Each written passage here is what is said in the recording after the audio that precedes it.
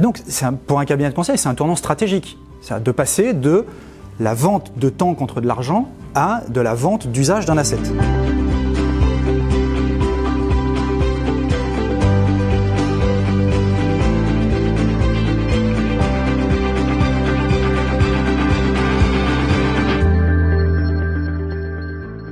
Bonjour, je suis Olivier Depardieu, je suis le cofondateur et CEO de Symfony. Symfony, en quelques mots, c'est l'entreprise qui aide les grosses entreprises à supprimer les procédures de 50 pages que personne ne lit et à améliorer la formation PowerPoint où tout le monde s'endort. Et depuis quelques années, on a développé une activité de formation digitale vendue par abonnement. Dans les grands comptes aujourd'hui, on est en train d'attaquer les PME. Et on est une vingtaine de personnes. On intervient en France, en Belgique, en Amérique du Nord, en Allemagne, en Italie, à Singapour, par le biais de nos clients européens qui nous emmènent là-bas. Symfony, aujourd'hui, on est spécialisé dans le monde des sciences de la vie. L'industrie pharmaceutique principalement. Dans cette industrie, si vous qui regardez cette vidéo, je vous amène à un poste de travail auprès d'une ligne de fabrication, vous allez avoir 150 procédures à lire et 200 formations à faire. Et au bout de 6 mois, vous ne serez toujours pas opérationnel, vous aurez toujours des problèmes dans votre activité et vous allez faire des erreurs. Ça va générer chez vous beaucoup de stress. Parfois même, vous allez quitter votre poste au bout de 4 mois et l'entreprise, ça va lui coûter extrêmement cher. Donc nous, Symfony, on a vraiment décidé de s'attaquer à ce problème-là en réduisant de 80% la documentation et en améliorant la formation au moment où ils prennent leur poste. C'est des enjeux colossaux. Le système documentation et formation coûte 20% de la masse salariale dans ces entreprises. Et donc on s'est dit, nous on va faire une formation qui est efficace, conforme aux réglementations et qui doit coûter pas cher et par contre qui doit simplifier la vie de ceux qui prennent leur poste. Et c'est comme ça qu'est né notre projet digital et c'est là qu'on a notre tournant stratégique entre d'un côté le conseil et de l'autre côté le métier d'éditeur de formation.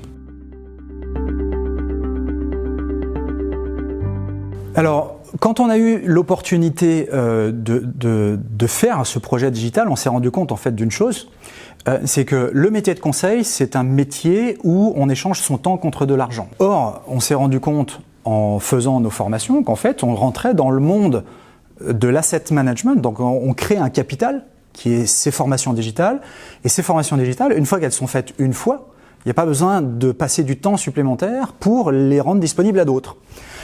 Et donc, pour un cabinet de conseil, c'est un tournant stratégique. C'est de passer de la vente de temps contre de l'argent à de la vente d'usage d'un asset.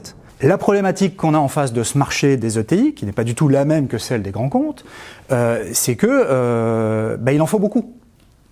Parce que pour faire 50 000 licences, il suffit d'un grand compte. Pour faire 50 000 licences dans les ETI, il faut 50 ETI. Donc on a construit un produit spécifique pour les ETI qui embarque beaucoup de digital, mais quand même un petit peu de service autour de comment faire sa formation, comment la construire, comment la structurer, comment gérer les nouveaux arrivants, etc. Et donc stratégiquement aujourd'hui, on se retrouve avec un plan de croissance qui a 2 axes. Un axe grand compte qui est basé sur l'extension du catalogue digital en nombre de langues et en contenu. Et un axe prestation de services de proximité qui mixe du digital et du service pour les ETI avec une logique de flux très rapide au volume. Voilà. Donc voilà ce qu'est devenu notre stratégie à l'occasion de ce tournant digital. Dans la conversion, dans la transformation que je viens d'expliquer ici, la problématique, elle est capitalistique, elle est financière. Comment on fait pour investir de l'argent pour construire l'asset qu'on va après vendre à l'usage ? Jusqu'à présent, ce qu'on a fait, c'est que la marge qui était générée par l'activité de conseil, on la réinvestissait intégralement dans l'activité digitale. Il se trouve que l'activité digitale se développe, ça représente 20% de notre chiffre d'affaires aujourd'hui. Si on veut faire exploser le digital, il nous faut des sous. Il faut un peu d'argent. Faut faire des évolutions technologiques, faut créer le catalogue, faut investir sur le commerce, le marketing, la vente. Et donc, on a décidé de faire une levée de fonds. On a demandé conseil à ceux qui savaient faire et aujourd'hui, on est accompagné par l'entreprise Gerej, qui est une banque d'affaires. Et ensemble, on a décidé de créer un club deal qui n'est pas un financement par un fonds d'investissement, mais qui est un financement par des investisseurs privés qui eux-mêmes sont des entrepreneurs ou des anciens entrepreneurs, qui veulent croire au projet, qui voient ce qu'on fait dedans et qui vont nous apporter non seulement un peu d'argent, mais aussi beaucoup d'expérience. Et nous, en tant que dirigeants, stratégiquement, c'est important si on veut aller plus vite de s'entourer de bonnes personnes qui croient au projet.